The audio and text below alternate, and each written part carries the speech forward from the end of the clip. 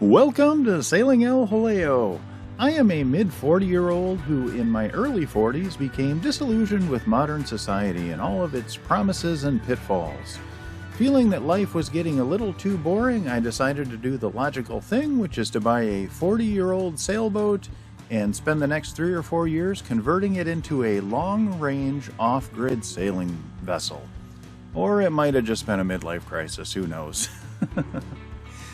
From there, I enlisted the help of my trusty crew, and we've been spending the last 3 years going up and down the east coast of the United States, learning how to sail, learning how to read charts, how to navigate, how to read tides, and basically just how to survive on a sailboat.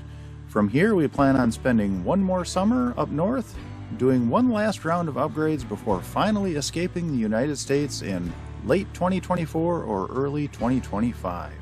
These are our adventures. Feel free to come along if you'd like. After spending a wonderful evening in Calabash Creek, it was finally time to bid farewell to South Carolina.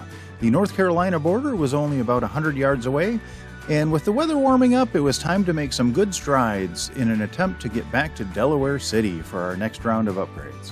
I guess we might as well go ahead and get right into it. Grab a drink, climb aboard, and let's get going.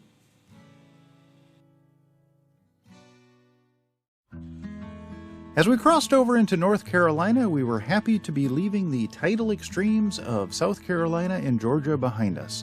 In those areas, the tidal range is usually between 7 and 9 feet, and in the North Carolina coastal region, which we're at now, it's usually only around 3 to 4 or 3 to 5 feet in that area. So the tidal extremes are going away, which is awesome, and we're actually nearing the end of our coastal journey. Once we get to Beaufort, North Carolina, we'll actually be pointing El Jaleo's bow inland as we skirt around the Pamlico Sound region. This is a very enjoyable stretch of the Intracoastal Waterway. With the lower tidal ranges and the vast number of inlets, it greatly streamlines any planning that you have to do. You can basically just get up whenever you want and leave, and there are so many inlets, I believe we go past 5 of them in this video, that the effects of the tides really cancel each other out. Half the time you're going with the current, half the time you're going against the current, and it's just kind of a wash. So this section is actually quite enjoyable from that perspective. Shoaling in this area is quite extreme in certain areas, especially the inlets. You know, when a lot of these inlets used to be natural rivers that would flow out to the ocean, and then when the Intracoastal Waterway was built, you know, when man gets involved in Mother Nature, it throws everything kind of haywire. So the shoaling is always a problem here, and luckily this area, both of these inlets have been dredged recently, so passing them is no problem anymore. And that'll be, you know, for probably 5 or 10 years, then they'll have to be dredged again. And, you know, this is the year, it seems like this is the year of the sunken boat and the dredge. I've passed 4 dredges so far this year, and we've got one more coming up here in just a little bit.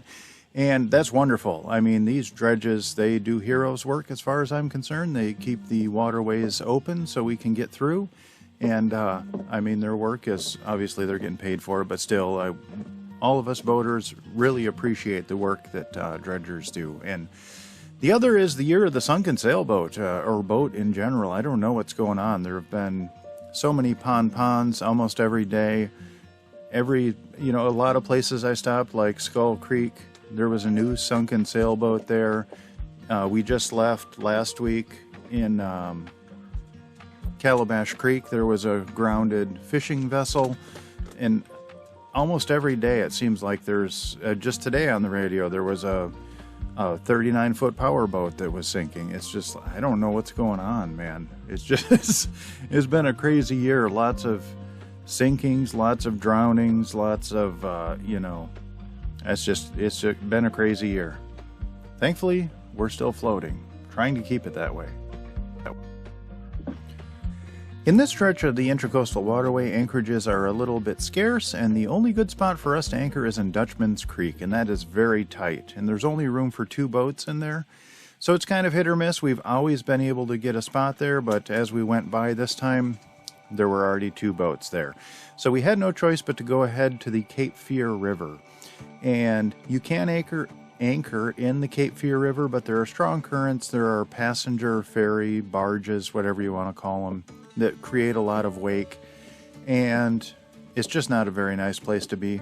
So good fortune shone upon us, and we had the current with us going up the Cape Fear River, so we decided to make a run up to Carolina Beach. And we don't necessarily like Carolina Beach. The holding there is not great. The bottom is very fluffy, but it was projected to be very calm that night, so we figured it would be our next best bet. The Snows Cut is the last little section you have to go through before you arrive in Carolina Beach, and it can be a little bit tricky on the south end. You have to follow a little serpentine pattern, and there's a little bit of shoaling down there, but as good fortune would have it, the current was with us all the way up Cape Fear River, through the Snows Cut, and right up to Carolina Beach. When we arrived in Carolina Beach, I did a couple of circles waiting for a boat that was anchored there to leave. And if you do anchor in Carolina Beach, just give your anchor a little extra time to settle. It is a basin. There's no swift current that goes through it. So the bottom is a primordial ooze, and you won't get a good bite on your anchor if you don't let it sink in for a little bit.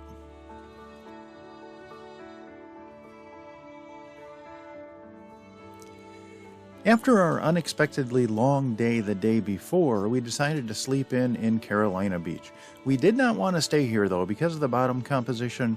We wanted to move down the road just 10 or 12 miles to Wrightsville Beach. Wrightsville Beach has a decent current running through it, and the bottom there is sand. It is not this sludge that's here. And there were 2 cabin cruisers. They're probably 40-ish foot power boats. They were rafted up in Carolina Beach, which means they're tied together, sharing one anchor, which there seems like a really horrific idea.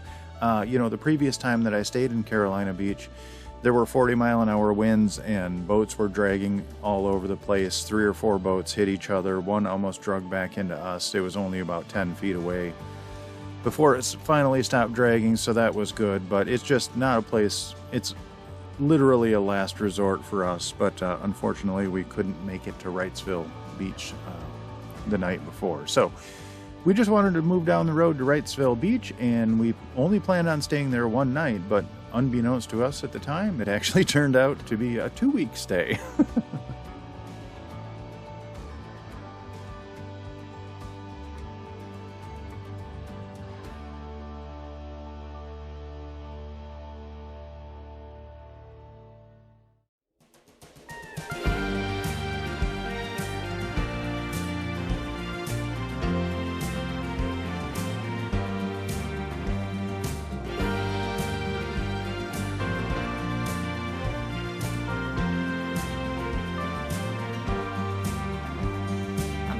Goddess, a little too modest. My hair comes down every now and then.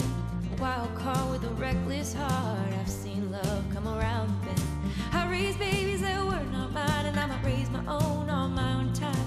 Been handed fate, was too late. Made my luck on my own dime.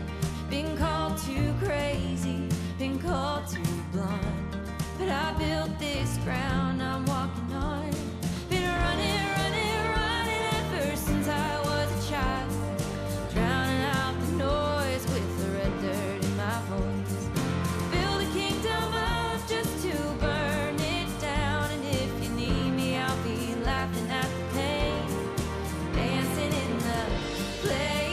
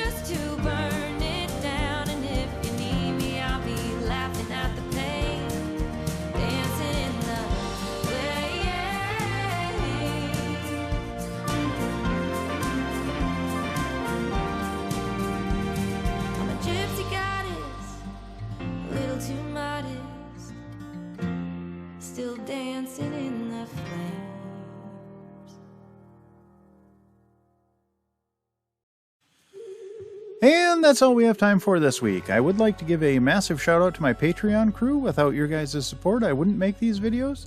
And my Patreon crew is Joan and Juddy Judnick, Val and Chris Alcorn, Denise and Eli Sackett, Sherry Erickson, Deb Shaw, Matthew Spotton, Peter Allen, and Natalie Linehan. Thank you guys so very much. Your support really means the world to me. I do have one legacy patron member, and her name is Joan Linbo. Unfortunately, she has passed on, but she lives on in our hearts forever. We really miss you, Joan. If you are interested in joining our Patreon crew, there is a link in the description down below, and that'll take you to our Patreon page where you can sign up. And there are hundreds, literally hundreds of extra videos and photos of our travels, and I try and keep everything there up to date and post at least once or twice a week, so it gives you a little peek behind the curtain. If you do like our videos, please like, comment, and subscribe. That'll help us out more than you'll ever know, and that actually doesn't cost you anything, so hit that like button. Alrighty, I hope you all are well, and we'll see you next week.